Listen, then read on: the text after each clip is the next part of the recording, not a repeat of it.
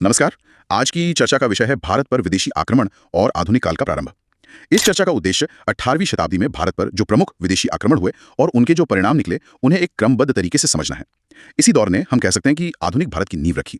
ये विषय प्रतियोगी परीक्षाओं के लिए, खासतौर पर इतिहास खंड के लिए बहुत ही महत्वपूर्ण है। इससे हमें यह समझने में मदद मिलेगी कि कैसे मुगल साम्राज्य का पतन हुआ और कैसे यूरोपीय शक्तियों के लिए भारत में सत्ता स्थापित करने का मार्ग खुल गया।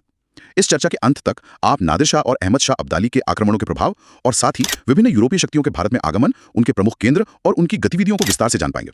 तो चलिए सबसे पहले बात करते हैं नादिर शाह के आक्रमण की। यह हुआ 1739 ईस्वी में।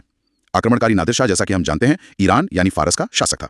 अगर हम उसके आक्रमण के मार्ग को देखें तो वो ईरान से कंधार आया, फिर गजनी, काबुल और खैबर दर्रा पार करके पेशावर पहुंचा और फिर पेशावर से लाहौर और अंत में करनाल होते हुए दिल्ली तक। जी, एक बहुत ही लंबा और सोचा समझा रास्ता था ये। बिल्कुल। इस आक्रमण के दो प्रमुख स्थल थे, एक तो करनाल जहां 1739 में युद्ध हुआ, और दूसरा दिल्ली जहां भयानक लूट और नरसंहार हुआ। तो अब देखते हैं कि उसने असल में किया क्या। सबसे पहले उसने मुगल सेना को करनाल में एक निर्णायक हार दी। उस समय मुगल बादशाह थे मोहम्मद शाह, जिन्हें रंगीला भी कहा जाता है, और वो इस युद्ध में हार गए। हाँ, वो पराजित हुए। दूसरा, उसने दिल्ली में भीषण हत्याकांड और लूटपाट की।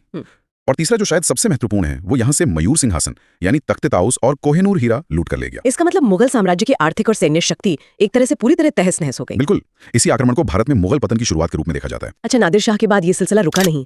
अहमद शाह अब्दाली, जिसे अहमद शाह दुर्रानी भी कहते हैं, उसने 1748 से 1767 के बीच भारत पर कई आक्रमण किए। ये अफगानिस्तान का शासक था। जी हाँ, वो अफगानिस्तान का शासक था। उसके आक्रमणों का मार्ग भी लगभग वही था, ईरान, कंधार, गजनी, काबुल, खैबर दर्रा, पेशावर और लाहौर से होकर। भारत में उसके जो प्रमुख आक्रमण स्थल थे वो थे पंजाब, हरियाणा, दिल्ली, मथुरा और पानीपत। यानी उसने मुख्य रूप से उत्तर भारत को ही अपना निशाना बनाया। हाँ, बिल्कुल। अब देखते हैं कि उसने किया क्या। उसने भारत पर कुल 8 बार आक्रमण किया। उसका सबसे महत्वपूर्ण युद्ध था पानीपत का तीसरा युद्ध, जो 1761 में हुआ। और इस युद्ध में उसने मराठों को हराया था। सही कहा। इस युद्ध में उसने मराठों को हराया और उत्तर भारत में जमकर लूटपाट की। यहाँ ये ध्यान रखना जरूरी है कि उसका उद्देश्य कोई स्थायी शासन स्थापित करना नहीं था। मतलब वो सिर्फ धन और प्रभाव चाहता था। बिल्कुल।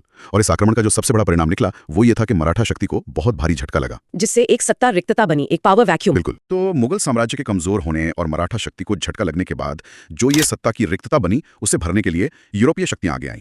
उनके आगमन को हम व्यापार के बहाने सत्ता की ओर एक महत्वपूर्ण मोड़ कह सकते हैं। इसका अर्थ ये हुआ कि वे आए तो व्यापारी बनकर थे, लेकिन धीरे धीरे उन्होंने यहाँ की राजनीति में हस्तक्षेप करना शुरू कर दिया। सही। तो चलिए अब इन यूरोपीय शक्तियों पर एक एक करके नजर डालते हैं। यूरोपीय शक्तियों में सबसे पहले पुर्तगाली भारत आए। 1458 में वास्को डी गामा समुद्री मार्ग से भारत पहुंचा। अगर हम उसके रास्ते को देखें तो वो यूरोप से अटलांटिक महासागर होते हुए केप ऑफ गुड होप का चक्कर लगाकर हिंद महासागर के रास्ते अरब सागर पहुंचा और भारत के कालीकट तट पर उतरा। जी। भारत में उनके प्रमुख केंद्र थे गोवा, जिसे उन्होंने 1510 में स्थापित किया, और दमन और दीव। तो उन्होंने भारत में आकर क्या किया? उन्होंने यहाँ मसालों का व्यापार शुरू किया। वे भारत में पहले यूरोपीय उपनिवेशक बने। उन्होंने अपनी नौसैनिक शक्ति भी स्थापित की। और जहां तक मुझे याद है, उन्होंने जबरन ईसाईकरण को भी बढ़ावा दिया। हाँ, ये भी एक महत्वपूर्ण बिंदु है। इस प्रकार उन्होंने समुद्री व्यापार पर प्रभुत्व स्थापित कर लिया। पुर्तगालियों के बाद आए डच। 1605 में डच ईस्ट इंडिया कंपनी की स्थापना हुई। वे भी केप ऑफ गुड होप के रास्ते ही भारत पहुंचे। और भारत में उनके मुख्य केंद्र कौन से थे? उनके प्रमुख केंद्र थे पुलिकट, जो तमिलनाडु में है, नागापट्टनम और सूरत। उन्होंने भारत में मसालों और कपड़े का व्यापार किया। उन्होंने पुर्तगालियों को कई जगहों से हराया भी। लेकिन वे अंग्रेजों के सामने टिक नहीं पाए। नहीं, वे अंग्रेजों से पिछड़ गए। अंततः वे केवल एक व्यापारिक शक्ति तक सीमित रह गए। इसके बाद 1608 में अंग्रेज ब्रिटिश ईस्ट इंडिया कंपनी के रूप में भारत आए। उनका जो पहला स्थल था वो था सूरत। वहां उन्होंने 1608 में अपनी पहली फैक्ट्री स्थापित की। बाद में बॉम्बे, मद्रास और कलकत्ता उनके प्रमुख केंद्र या कह सकते हैं मेजर हब्स बन गए। तो मतलब उनकी शुरुआत पश्चिमी तट से हुई और फिर वे पूर्वी तट और बंगाल तक फैल गए। बिल्कुल। उन्होंने भी व्यापार से ही शुरुआत की, फिर उन्होंने किले और फैक्ट्रियां बनाई, और फिर उन्होंने भारतीय राजाओं की राजनीति में हस्तक्षेप करना शुरू कर दिया। और 1757 में प्लासी और 1764 में बक्सर का युद्ध। हाँ, इन दो युद्धों को जीतकर उन्होंने अपनी राजनीतिक पकड़ बहुत मजबूत कर ली। इस तरह वे धीरे धीरे पूरे भारत पर शासन करने की दिशा में आगे बढ़ गए। अंग्रेजों के कुछ समय बाद 1664 में फ्रांसीसी फ्रेंच ईस्ट इंडिया कंपनी के साथ भारत आए। उनके प्रमुख केंद्र पौंडीचेरी, चंद्रनगर, माहे और कराईकल थे। जी। उन्होंने व्यापार के साथ साथ सैन्य हस्तक्षेप भी किया। भारत में सत्ता स्थापित करने के लिए अंग्रेजों से उनके प्रसिद्ध कर्नाटक युद्ध हुए। लेकिन अंत में वे अंग्रेजों से हार गए। हाँ, वे हार गए, और इस हार के साथ ही भारत से उनका राजनीतिक प्रभाव समाप्त हो गया। अच्छा, इस क्रम में एक और शक्ति थी, डेनिश यानी डेनमार्क के निवासी।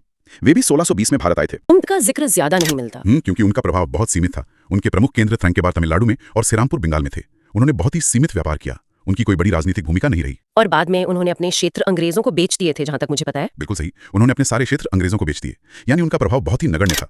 तो आज के इस पूरी चर्चा का अगर हम निष्कर्ष निकालें तो कुछ महत्वपूर्ण बिंदु सामने आते हैं। पहला तो ये कि नादिर शाह और अब्दाली के आक्रमणों ने मुगल शक्ति को पूरी तरह तोड़ दिया, जिससे केंद्रीय सत्ता कमजोर हो गई। दूसरा, इस कमजोरी का फायदा उठाकर यूरोपीय व्यापारियों ने और उनमें भी खासकर अंग्रेजों ने धीरे धीरे भारत की सत्ता पर कब्जा कर लिया। और तीसरा, इन्हीं घटनाओं के परिणाम स्वरूप आधुनिक भारत में विदेशी शासन की नींव पड़ी, जिसका नेतृत्व अंत में अंग्रेजों ने किया। सब्सक्राइब करना ना भूलें ताकि आप कोई भी महत्वपूर्ण जानकारी ना चुकें। यदि आपके कोई प्रश्न या संदेह हैं तो नीचे कमेंट्स में लिखें। इस जानकारी को अपने उन मित्रों के साथ भी साझा करें जो प्रतियोगी परीक्षाओं की तैयारी कर रहे हैं। धन्यवाद।